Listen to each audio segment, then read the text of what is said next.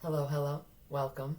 I'm Angel, and this is Angel's Starlight Tarot, where we talk about all things energy, astrology, numerology, tarot, and beyond, so that we can connect the dots from our own perception within our own story, personally and interpersonally.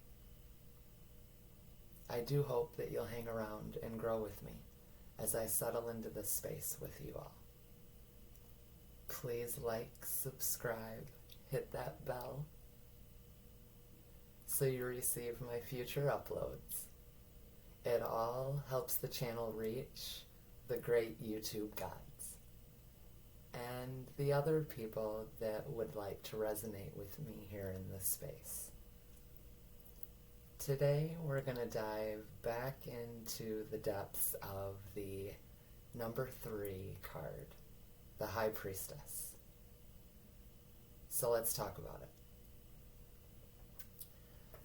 On the 5th,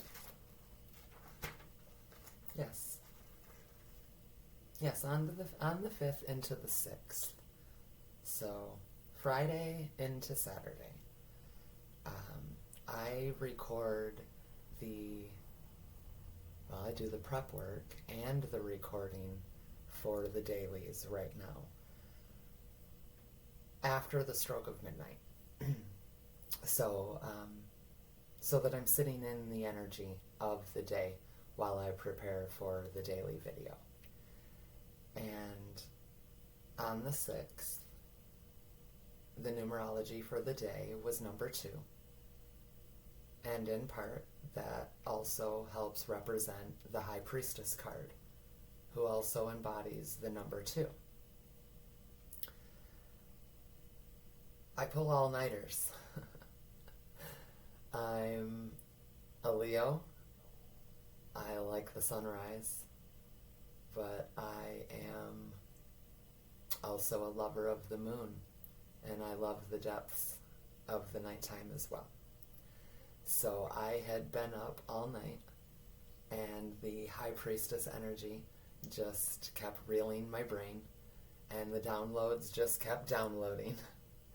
And ultimately, it sent me to my notebook again with my pen and my phone, and I noticed right away that it was 11:01 on my clock as I started to write. I ended up floating all around, pulling all kinds of information from all kinds of resources. In essence, shaping the embodiment of the High Priestess card, with not only within the Mythic Tarot deck, but some Rider-Waite interpretations, and some interpretations from a couple of different websites that I will add to the description box below. And it ultimately ended into another deck with the High Priestess card. And in my world, blew my mind and was absolutely the end of the story as to why I was supposed to grab the pen and paper and just start jotting it all down. So let's get into it. The High Priestess is considered a yes card. A yes card if it's for the greater good. Again, that high vibrational, that high frequency energy of the High Priestess. When she is in that energy, she is very much so working for the greater good. The flip side of that is that in that lower vibrational, that lower frequency, she can definitely be maneuvering from a shadow space. And that can be very shadowy, for lack of better terms. The depths that not everybody understands the depths of thus far. In the Rider-Waite deck, or I should say across some websites referring to the Rider-Waite deck. There are some key terms that help show us the energy, that help us feel the energy that the High Priestess is. Mystery, stillness, passivity. A time to retreat and reflect upon the situation, and to trust your inner instincts to guide you through it. Things around you are not what they appear to be right now. People who use upright versus reversal in their readings, which of course is very, very common. In an upright position, she represents hidden talents, intuition, mystery, spiritual insight, things yet to be revealed. In a reversal position, or maybe even a lower vibe energy, information is being withheld, lack of personal harmony, and secrets. Spiritual enlightenment, inner illumination, divine knowledge and wisdom, subconscious, sacred knowledge, divine feminine, creativity, the science. Secrets, disconnected from intuition, withdrawal, and silence. The veil is thin and represents the separate conscious and subconscious realms. Right ear is ringing off the hook right now. The seen and the unseen, and serves to keep casual onlookers out. Only the initiated may enter. Her pomegranates are a symbol of abundance, fertility, and the divine feminine, and are sacred to Persephone, who ate a pomegranate seed in the underworld, and was forced to return every year. The pillars marking entrance to the sacred mystical temple, also associated with Temple of Solomon. One pillar black with the letter B, Boaz, meaning in the strength. One pillar white with a J. I believe it's Jachin.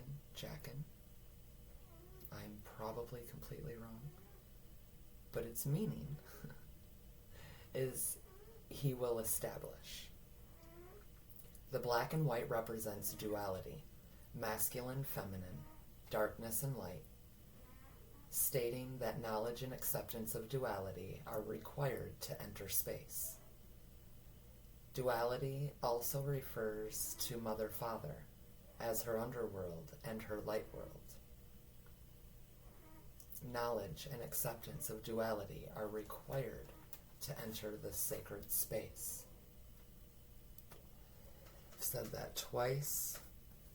It was written twice, and I'm going to reinforce it with a number 3 because it's very important, in my opinion, to understand. Knowledge and acceptance of duality are required to enter the sacred space. The Mythic Tarot 1986, she wears a white gown, no cross around her neck,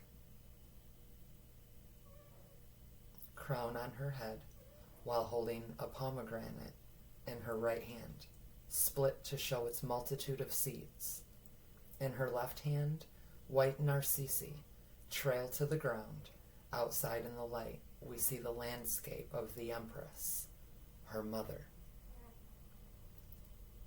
In a Rider-Waite deck, she wears a blue robe with a cross around her chest, horned crown on her head, both symbolizing her divine knowledge and her status as a divine ruler.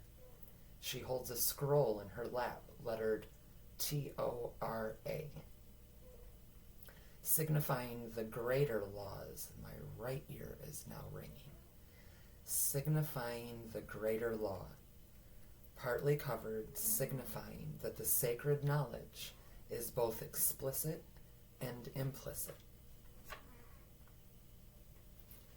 I'm going to take a second to note right here that in this Rider-Waite interpretation, with Persephone holding the scroll. The scroll, as they mention, the greater law. Keep that in mind as we go forward.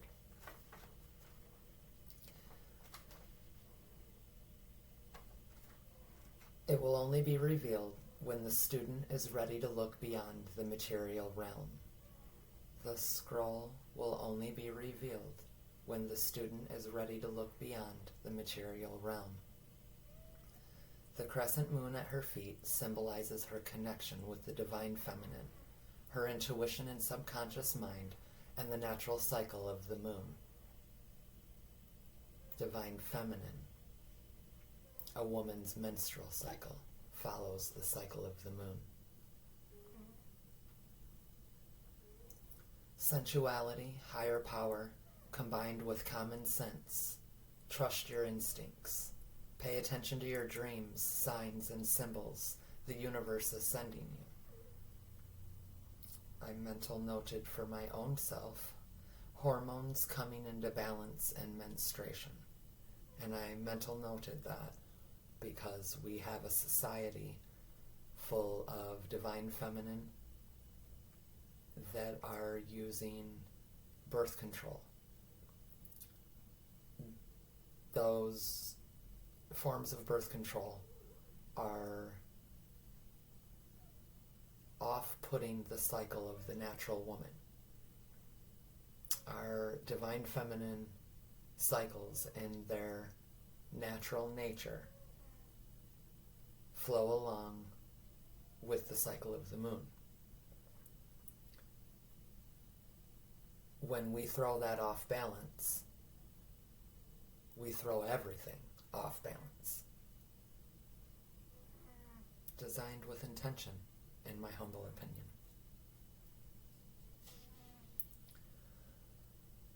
Again, we refer to a low vibe, where there's repression of intuition, blocked psychic powers, unwanted attention, uncontrolled outbursts, sexual tension, lack of self-belief, fertility issues. Again, a reversal or a low vibration frequency. Intuition is trying to guide you, and your instincts are correct, but you're not hearing it. You may be more focused on the opinions of others or winning other people's approval than your own inner wisdom. You may be neglecting your own needs to take care of others. You need to take care. You need to take the time to connect with yourself and listen to your inner voice. Trust yourself. You have all the wisdom and knowledge you need. The deep-seated spiritual understanding that exists within, a calling to go deep. The answer is within you, not externally. To surface what is hidden and obscure. Mental note that. To surface what is hidden and obscure. She balances the masculine force of the magician. She's non-active, allowing situations to proceed without intervention. Receptive to influence, calm, passive, patiently waiting. Staying aware of a larger reality, the big picture. Understanding the possibilities, opening to what could be. Seeing hidden talents, allowing development, letting what is there, flower. Looking beyond the obvious, approaching a closed-off area, opening to the unknown, remembering something important, sensing the secret and hidden, seeking what is concealed, acknowledging the shadow, offer of silent invitation. Be still and know that I am God.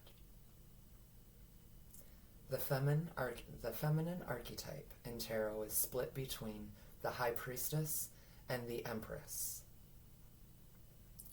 The Empress is discussed in today's daily video for August 7th, 2022. And of course, we discussed the High Priestess in the August 6th, 2022 video. And here she is again.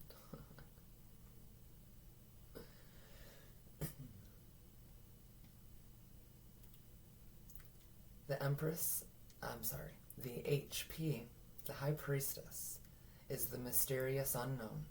The Empress represents woman's role as the crucible of life. We do not always have to act to achieve our goals.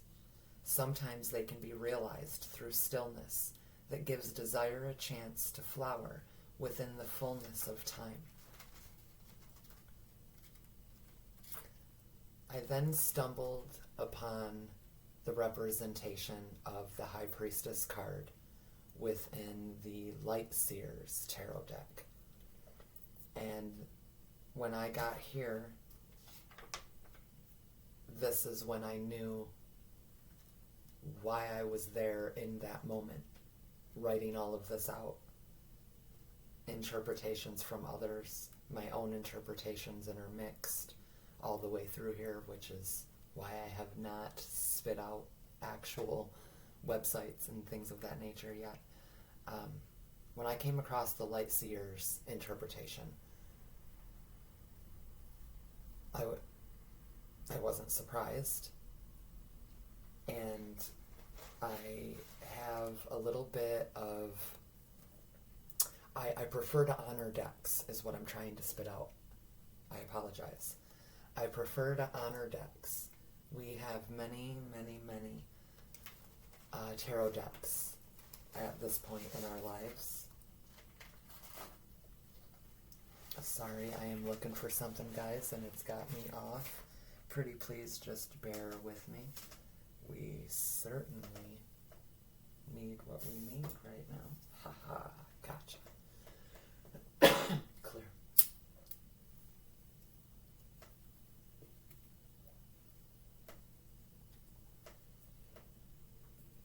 I prefer, again, to honor the decks as their creator intended them. We have a rule of thumb in our typical tarot story, and then we have a very wide range of amazing artists and writers that have created decks with little twists and spins into their interpretation. And I have been watching tarot for a long time, and I enjoy the readers that truly honor the meaning within the deck they're using, not always falling back on just that rule of thumb meaning that we know these cards to represent. So again, I'm going to say the name, Light Seers Tarot. I'm going to need that deck for certain.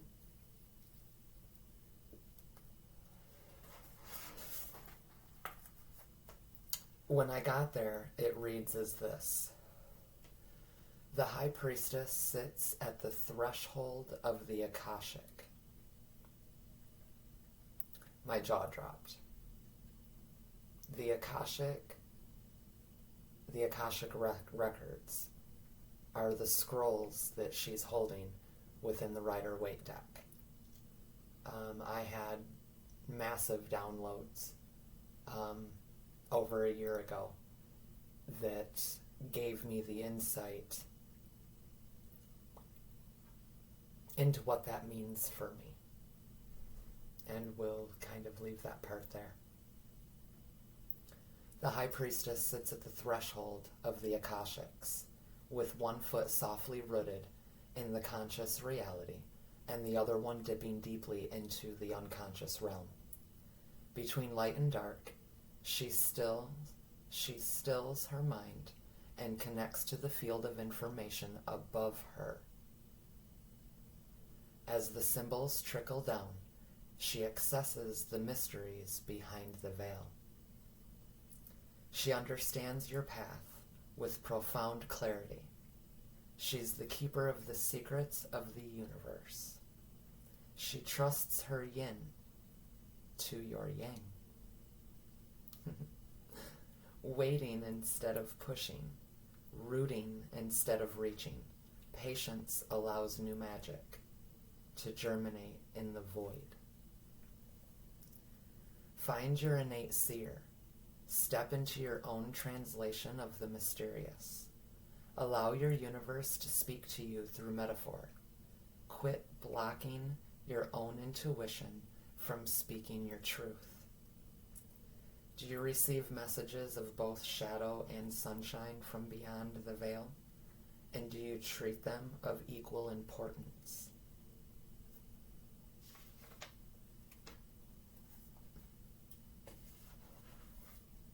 The High Priestess can see it all, clearly, with clarity. She knows when to bring the shadow to the light.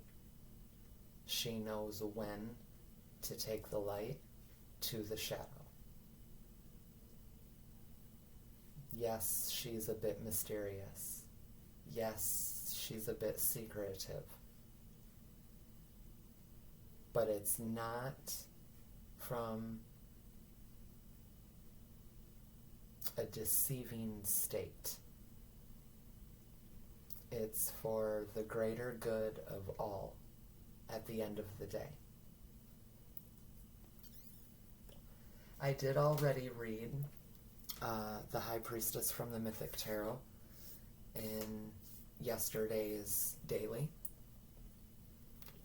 But considering we're here and we dove deeper into this, I do feel compelled to reread it.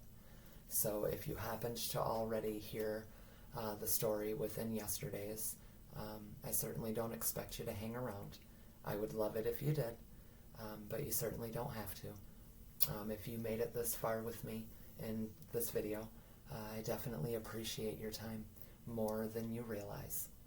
I understand what that time means for us as humans in this 3D world, living in a very, very chaotic society. So peace, calm, still be with you. Love and light.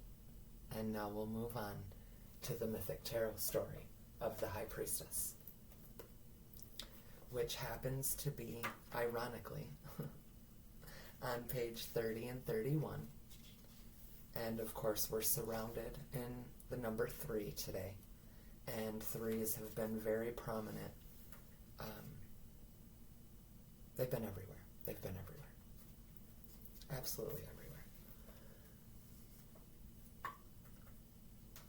Bear with me, please.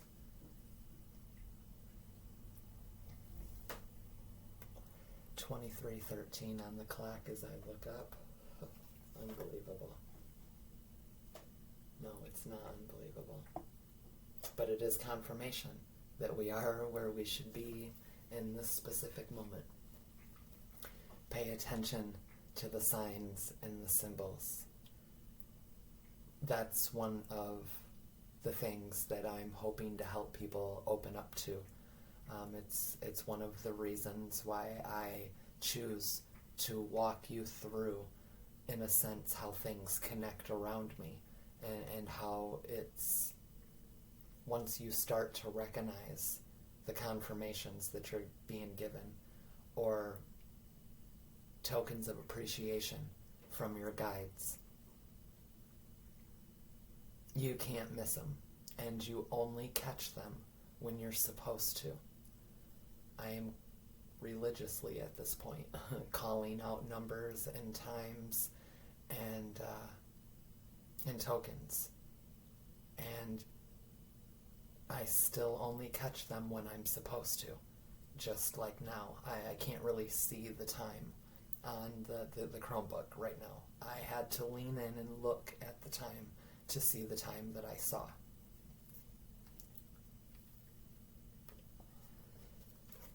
You only catch what you're supposed to catch. You only know when you're supposed to know. Things only absorb when they're supposed to absorb. and we are in a huge transformational time where it's becoming more and more prominent.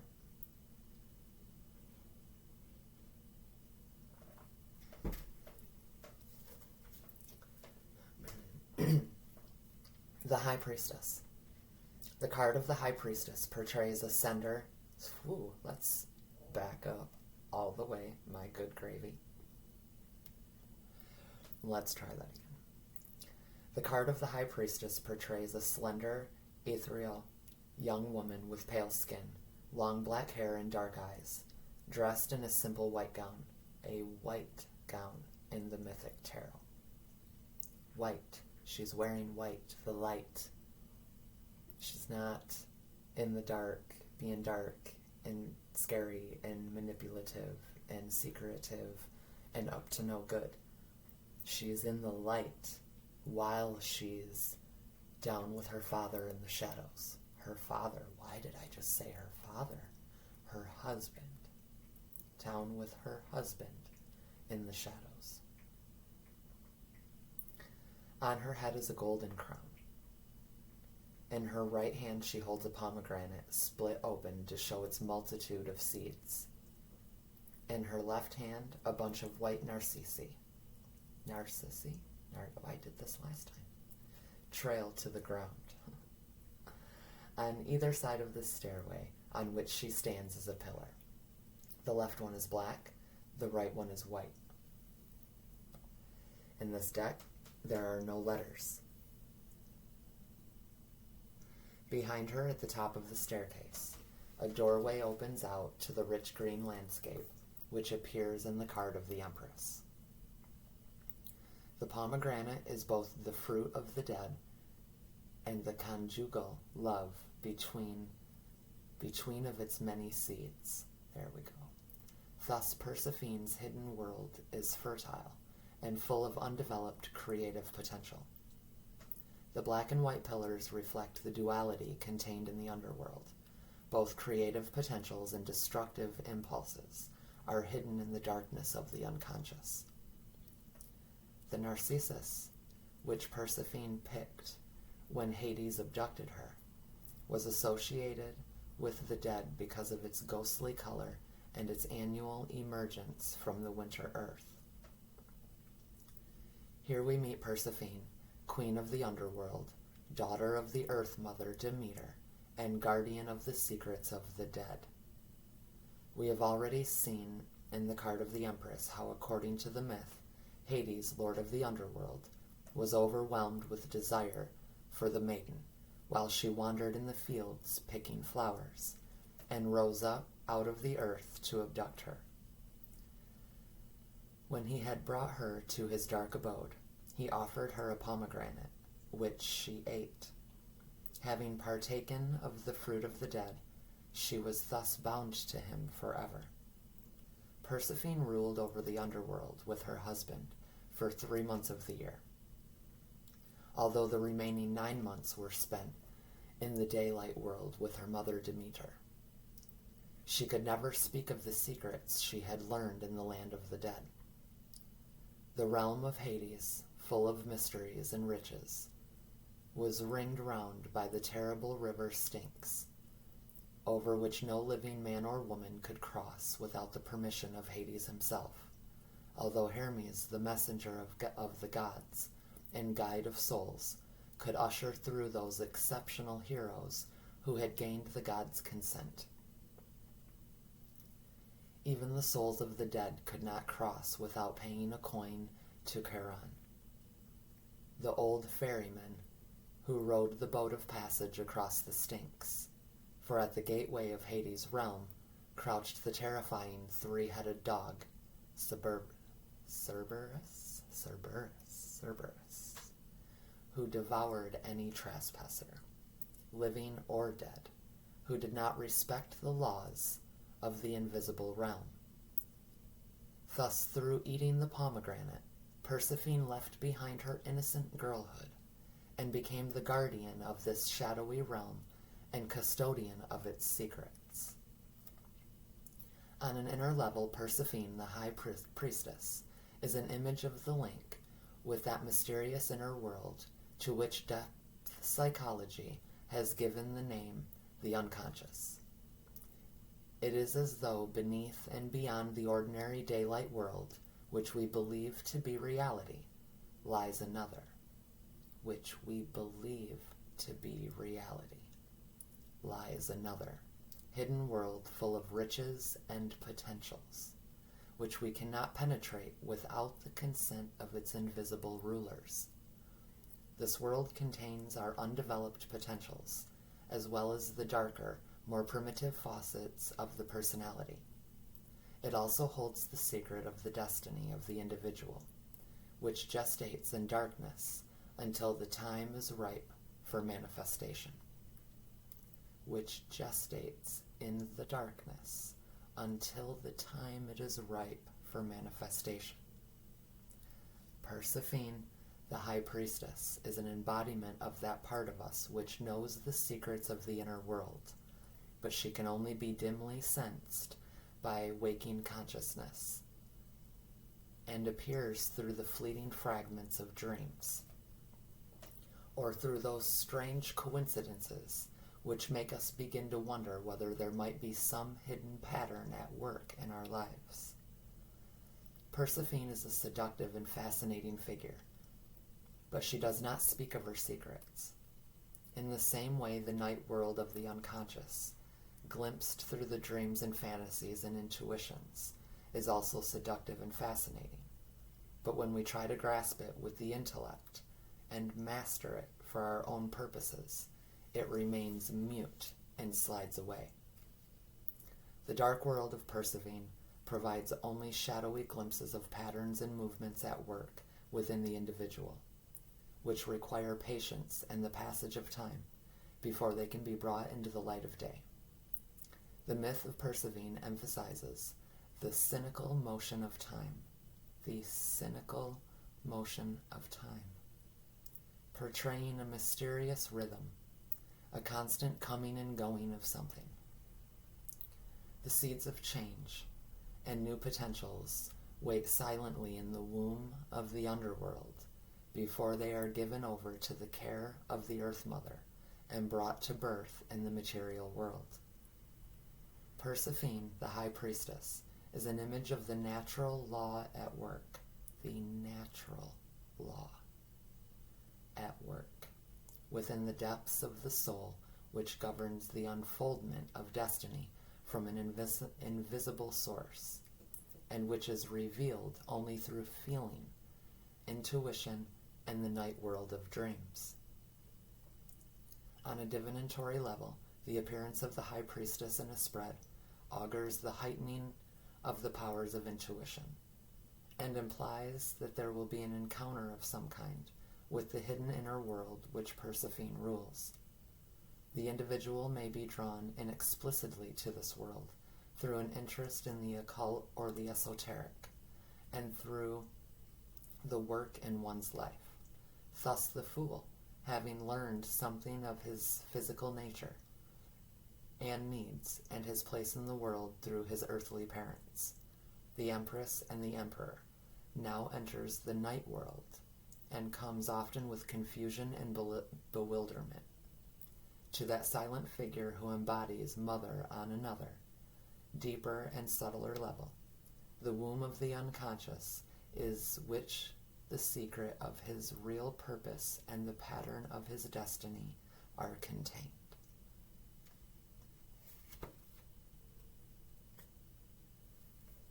The High Priestess. Peace, calm, still be with you. Love and light.